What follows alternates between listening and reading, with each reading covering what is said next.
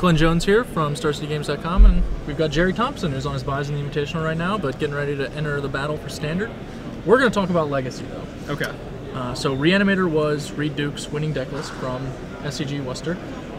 Obviously, you're playing Reanimator now, so what was your reaction to seeing Reed win, basically? I've played Reanimator in the past. I got second in an Open in Atlanta ages ago when Mystical Tutor was still legal, and we didn't have things as good as Gristlebrand. But I thought Reanimator would be a good choice. It was one of the different Gristlebrand decks that I was working on, and I was kind of trying to hybridize it with Show and Tell so that you're just not cold to Graveyard Hate and stuff like that. But I think Reed's deck list for the most part was really, really good. I made some little cosmetic changes, and I think had he not won, I either would have played a Reanimator deck or Dredge again. So this kind of cemented my choice, seeing him do as well as he did. All right. So obviously your deck is a little different, mostly similar. Let's start with your giant creatures of choice, the 4 Gristlebrand or the automatic, right? Yeah. This like the goal of the deck is to put a big creature into play, but you can only play 4 Gristlebrands. So that's how many of that guy I'm playing. It's just like so hard to lose when you put that guy into play, and this is the deck that does it the fastest out of all the decks. Like you can turn 2 pretty easily. So that's the goal basically, is this guy, and they can kill it, they can like Caracas it or whatever, but you're going to draw 7 or 14 cards, probably set it up again next turn, and then it's very hard for people to beat this card. So then I have a Tidespout Tyrant, which is kind of like a casual card. It's fun. It has a staple. Yeah, it hasn't really seen a whole lot of constructed play, but in this slot, Reed played an Angel of Despair, and I think for the most part, Tyrant's probably better. Like, if they have a permanent that you need to kill with Angel, if it's like a moat or an Elephant Grass, not like an actual moat, but like an Ensnaring Bridge, a moat type effect. Like that. Yeah. They probably have multiples in their deck, so like one Angel probably won't get it done. So I thought Tyrant would just be better because it doesn't kill anything when it comes into play, but if you do Gristlebrand, draw some cards, like you're not going to have any problems bouncing stuff with this thing. So I think that's a little bit better. I might be proven wrong. We'll see. We have an Elishnorn, which is mainly for Dredge, but it's also good against like Elves. It's okay against Maverick. And you basically want your fatties to have like crossover applications in different matchups. Sure. So if you don't draw a Gristlebrand or an Entomb, you get to like Careful Study or Show and Tell something that matters. So this is not like the greatest in a lot of matchups, but it's solid. This is another card that Rug basically can't beat. It kills all their Delvers and makes their Mongooses and Goyves super small, and they can't really burn you out from 20. So even if you don't have a Gristlebrand, you can get Elishnorn. And Blazing Archon's kind of the same thing, where they can block with a Flip Delver and bolt it, but hopefully you just don't like run your guy in there and die. But this is really good against Sneak and Show. Game 1. A lot of decks have no outs, right? Yeah, they have no outs in their main deck.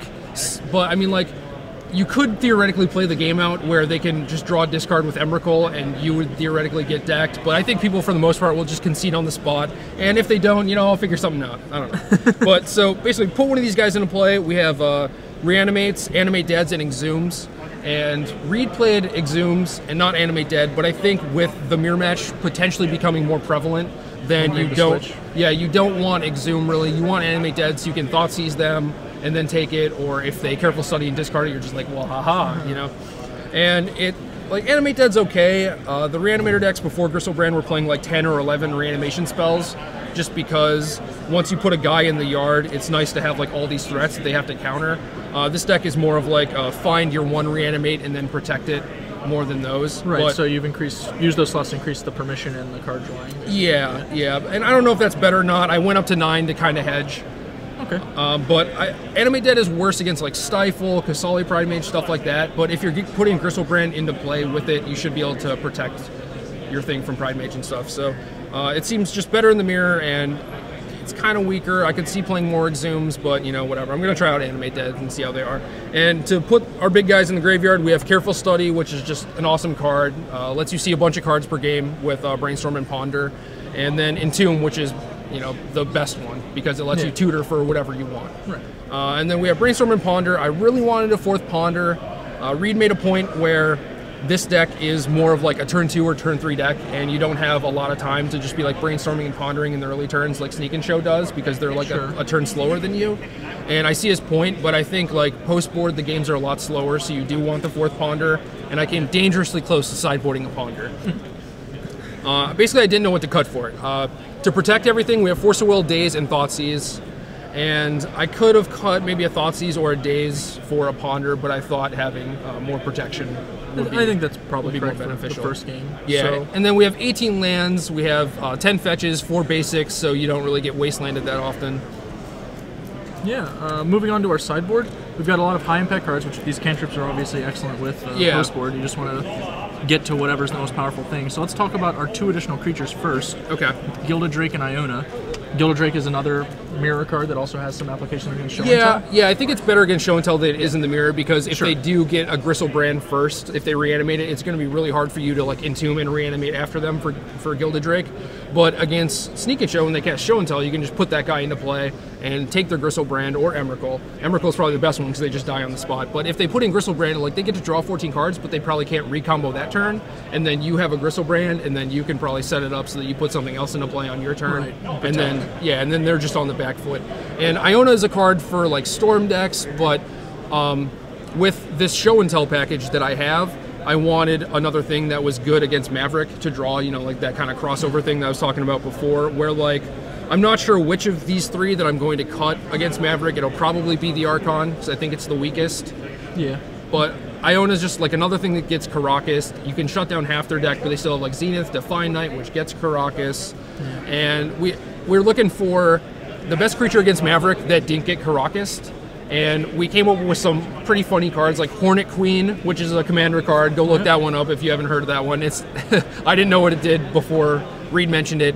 It That Betrays is another one where they can Karakas it, and then eventually it'll get through like a Maze of Ith too, so it has that little benefit. But the Hornet Queen's better against like Swords to Plowshares and Path to Exile. It leaves a little something behind. It That Betrays just dies. So like they all have their problems. So I just want to play Iona, which is good against like other combo decks.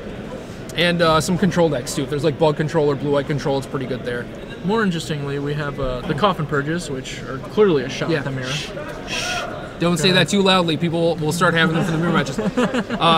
When I got second in Atlanta, I had 2 Coffin Purges in my sideboard, and those are super important. Like you can entomb for them in the mirror match, which is pretty sweet. Very key, yeah. Yeah, and because a lot of the times they'll have like Reanimates and maybe Animate Deads, and they'll Thoughtseize you and let you keep your entomb, because if you entomb for something, you know, they'll just take it. Yeah. So they're just like, yeah, that card doesn't do anything, and then they go for it, and you're like, you know, entomb Coffin Purge, like this card is actually live the entire time. But I played a mirror match in top 8. I had 2 Coffin Purges. He only had 1.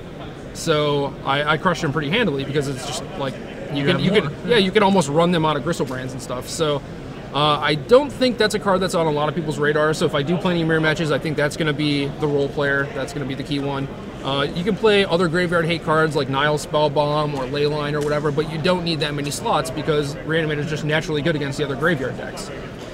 You play against something like Dredge, and they just can't beat an Elish Norn, so you don't actually need that. So you've got your standard Submerges for the blue deck against the green deck. You got Echoing Truth as a catch-all. Yeah, and then we've got City of Traders, which is pretty interesting. Now, correct me if I'm wrong. I feel like this is your shot at Spell Pierce, basically. Yeah, basically. You're trying to... Yeah, so like they're going to board in like Needle or Crypt or Surgical. You don't know which one. You don't know how you're going to sideboard. And Reed said he had a really difficult time deciding like what Pithing Needles to bring in or bounce spells or whatever. So I just went up to 4 Show and Tells, but we only have 18 lands, and it's pretty hard to cast those. And plus they have Spell Pierces and Dazes like in the Rug decks and the combo mirrors and stuff, so I have two City of Traders too to help me cast those and to play around Spell Pierce. And they'll definitely just not expect, they'll assume their Daze is good on turn 3, like from this deck, the vast majority of the time. If I have 3 lands and they know I'm on Show and Tell, they're like, okay, whatever, I still have the Spell Pierce, like I'll keep one open to play around his Daze or whatever, and then just drop City and that, and then, you know, we force each other's forces, and and then they're probably just dead. So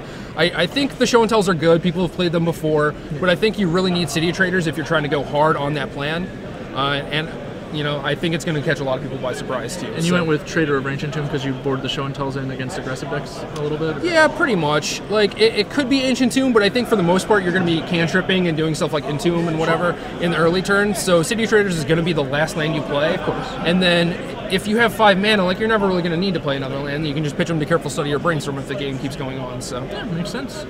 All right, well, you've got to go play some Standard soon, so I'll let you pick this up before anyone sees your Coffin Purges. All right. Thanks.